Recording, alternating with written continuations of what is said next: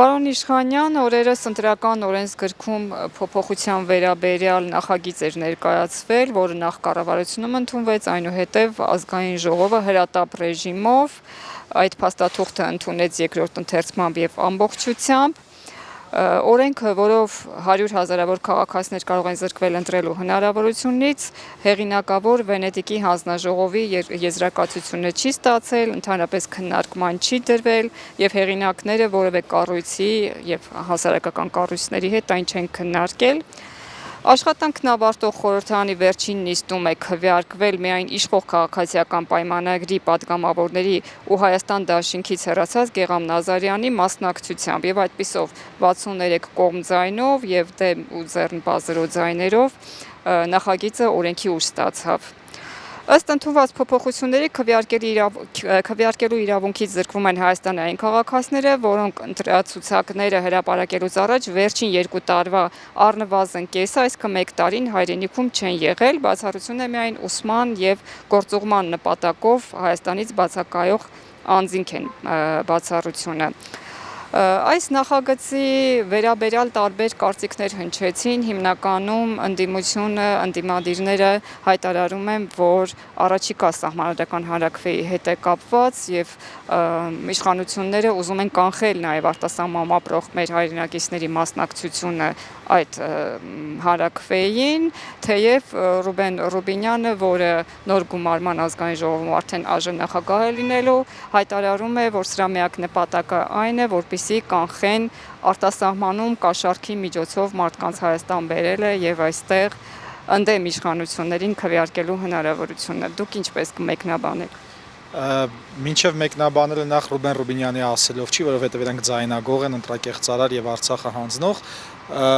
եւ բնականաբար անմեղության կանխավարկածի խախտման չեմպիոններ են եւ Ռուբեն Ռուբինյանը որևէ փաստ չունի, որ կաշառքով ինչ որ մեկը եկել է ու ընտրել է ու դրա համար ճիշտ կլիներ, որ ինքը ոչ թե լիներ ազգային ժողովի նախագահ, այլ լիներ օրինակ հայկական ժամանակի տենց դեղին մամուլի ինչ որ թղթակից, սիվիկի կամ, հա, նրա ասածները երբեք հիմնավոր չեն։ Ինչ վերաբերում է քաղաքական մասին, ռազմավարական, տակտիկական մասին, բնականաբար սա սահմանադրության հետ հանրաքվեն եւ արդեն շատերիս համար կեղծակվեն անցկացնելու համար է, սա առաջին կեղծիքն է, որովհետեւ հանրաքվեն պահանջում է, որ առնվազն ընտրողների իրավունք ունեցողների 25%-ը պետք է մասնակցի եւ եթե դու իջեցնում ես շեմը ընտրողների քանակի, բնականաբար 25%-ը ավելի քիչ մարդ է, ու իրանք ավելի հեշտ կան կեղծեն սա։ Այս ընտրական աքսորի օրենքը նաեւ հակասում է թե մեր սահմանադրությանը, թե միջազգային իրավունքին, թե հակասությունները, մի շարք հակասություններ կան, օրինակ նայեք պատգամավոր կարող է ընտրվել 4 տարի Հայաստանում ապրած, հա, 4 տարի քաղաքացիություն ունեցող անձը, չէ՞։ Հիմա բայց ազգային ժողովի ընտրությունները 5 տարին մեկ է։ Հիմա եթե ասենք այդ անձը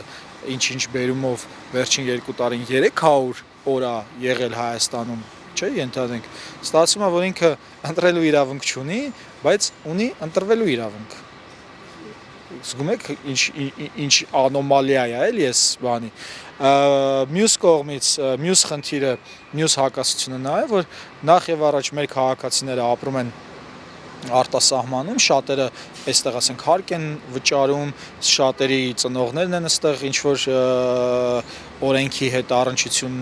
ունեն, չէ, ասենք թոշակա, բանը եւ այլն։ Հիմա ենթադրենք հարկային քաղաքականության փոփոխություն են իրականացնում, բայց այն մարդը չի ընտրել, ինքը իր ներկայացուցիչը չունի, բայց ինքը Հայաստանի Հանրապետության քաղաքացի է։ Հիմա սրանք, այսինքն հասկանում եք ապաժողովրդավարացման էլեմենտը, մարդը չի կարողացել ընտրի, իր ներկայացվածությունը չկա ազգային ժողովում, բայց իր հանդեպ որոշակի պարտավորություններ են կիրառում, ինչ որ մարդիկ, որոնց ընտրությանը ինքը որևէ ձևով չի մասնակցել։ Ուրեմն սա նաև կապ ունի խտրականության հետ, որովհետև բնակության վայրով խտրականության են ենթարկում Հայաստանի քաղաքացիներին, զրկելով սահմանափակելով ընտրական իրավունքը, եւ ես կարծում եմ, որ Հայաստանի բոլոր քաղաքացիները, որոնք ընկել են սրատակ եւ բոլորս պոտենցիալ կարող են ընկնել սրատակ, նրանք պետք է գան եւ մասնակցեն ընտրատեղամասերում, պահանջեն իրենց քվեարկության իրավունքը։ Կարծեմ ոչ կենտրոնական ընտրական հանձնաժողովը, ոչ էլ հետագայում, երբ որ հանձնաժողովի որոշումներ սահմանադրական դատարանում վիճարկվում, այդպիսի եզրակացություն չեն արել, որ արտասահմանից նաև եկած հայերի քվեարկության արդյունքները էական ազդեցություն են ունեցել ընդհանուր քվեարկության արդյունքների վրա։ Նույնիսկ եթե ունեցած լինեին, այդ հարցը չի քննարկվում։ Հայաստանի սահմանադրությունը ասում է 18 տարի լրացած անձը կարող է ընտրել։ Ճիշտ է, այնտեղ սահմանափակումներ կան բանով անգործության ճանաչված մարդկանց, բայց այն մարդիկ, որոնք քաղաքական եւ քաղաքացիական կյանքում են ապրում եւ բացի դա քաղաքական եւ քաղաքացիական իրավունքների միջազգային դաշնագրով, որը Հայաստան բնականաբար մասն է, 25-րդ հոդվածը ապահովում է, որ մարդը պետք է համահավասար մասնակցի ընտրություններին եւ իր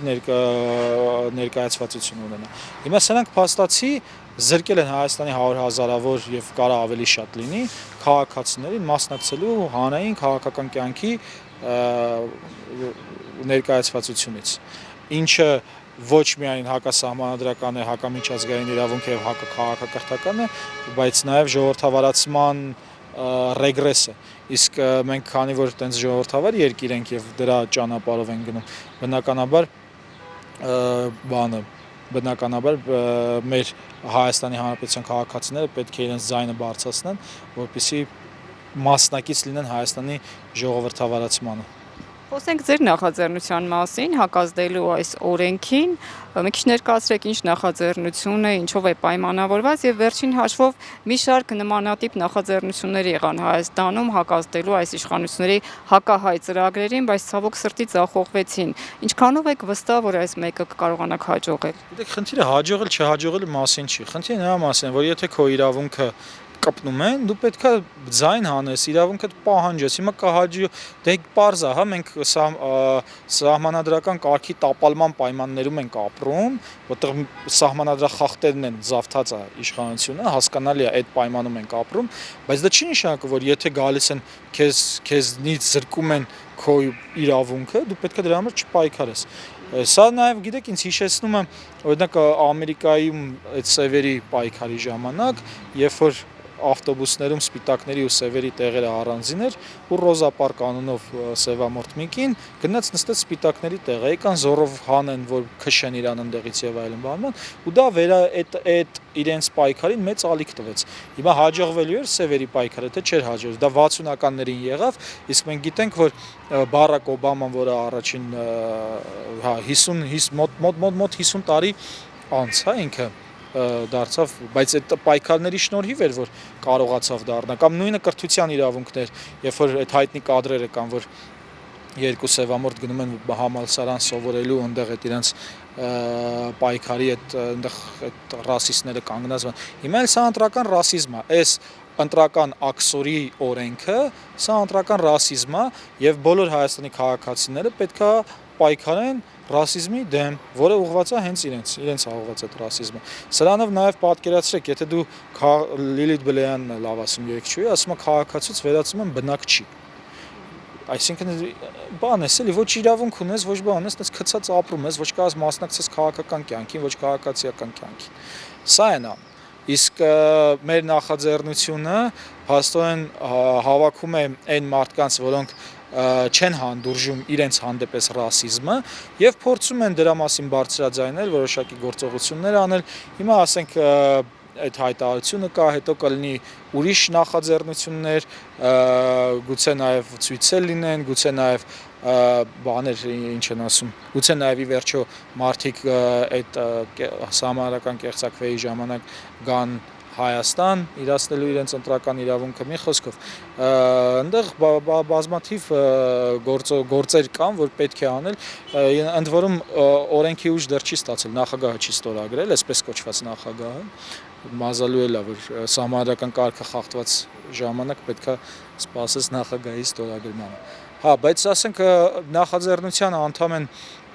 մի շարք երկրներից մարդիկ, Բելգիա, Ֆրանսիա, Նիդերլանդներ, Ամերիկա, Ռուսաստանի Դաշնություն, այսինքն ամբողջ աշխարհով մեկ այս օրենքը, այնտեղ նույնիսկ մարդ կար, ասում էր, ես բան եմ անում, այդ մեքենա եմ քշում, ֆուռ եմ քշում, այս օրենքը ինձ էլ է գալու կապնի։ Այսինքն դուրս գա գնա Հայաստանից բանանի հետ իր գործերով զբաղվի, գա Իրան էլ ասենք այս կապնի։ Ու իմիջիալից սա ոչ միայն հենց այդ մարդիկ պետքա պայքարեն իրենց ընտրական իրավունքի համար, ովքեր ում որ անդրադարձել է, այլ բոլորը պետքա պայքարեն, որովհետև սա ուղիղ քաղաքական եւ քաղաքացիական իրավունքների ոտնահարում ու նսեմացում է։ Եթե Հայաստանի քաղաքացու հանդեպ սենց են վարվում, կամաց այն մնացած քաղաքացիներին դուրս կգցեն եւ ի վերջո այն մեր արևմուտքում ապրող բնակվող այդ ռեժիմը ասես կմտնի ու իրանց ընտրական իրավունքներ կտան ու այստեղ կորոշեն թե ով պետքա քաղաքականությամբ զբաղվի եւ չզբաղվի ու տենց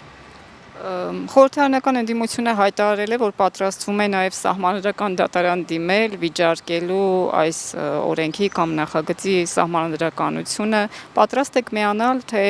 վերջին դեպքերը նաև ցույց տվեցին, որ առանձնապես պետք չէ հույս դնել ՍԴ-ի վրա։ Մեր նախաձեռնության խմբում եւս կա բան, ծրագիր, որ պետքա պատկան մարմիններին հորդորենք, որպեսզի դիմեն սահմանադրական դատան։ Իհարկե, կրկնում ենք, սահմանադրական դատարանը այն չէ, բայց դա ձայնը բարձրացնելու միջոց է։ Մենք չենք ասում, որ սահմանադրական դատարանը օրինական է, բայց այդ գործողությունը, որ անում ես, ինքը զուտ տալիս է այդ հնարավորությունը, որ ցույց տաս, որ անարդարություն գոյություն ունի, այսինքն ինքը մի հատ գործիք է, որը ստեղծում է բարձրաձայնելու հնարավորություններ։ Իհարկե սահմանադրական դատարանին չեն կարող վստահել, որտեղ տեսանք ինչ արեցին, եւ բացի դա սահմանադրական դատարանի դատավորները այնպես են ընտրվում, որ ԿՊ-ի ներկայացուցիչներ են դառնում ի վերջո, չէ՞ որ միայն 6-ը փաստացի ազգային ժողովի եւ նախագահի միջոցով է բանանում։ Դե պարզ է, էլի, ասենք այդ մի կուսակցություն նշանակել է այդ 6-ին, այն 3-ին էլ դատավորների ընդհանուր ժողովը, ու այստեղից հետևությունը շատ ակնկալիք չկա, բայց չի նշանակում այդ գործիքները պետքա չօգտագործես, պիտի օգտագործես։ Ամեն դեպքում բայց ձեր նպատակը զուտ բարձրաձայնելն է, թե կանխելը, օրինակ սահմանադրական անօրինական հանրաքվե։ Բնականաբար կանխելը, բայց առանց բարձրաձայնելու ո՞նց եք պատկերացնում կանխել։ Նախ եւ առաջ մարդը պետքա հայտարարի, որ ինքը չի հանդուրժում,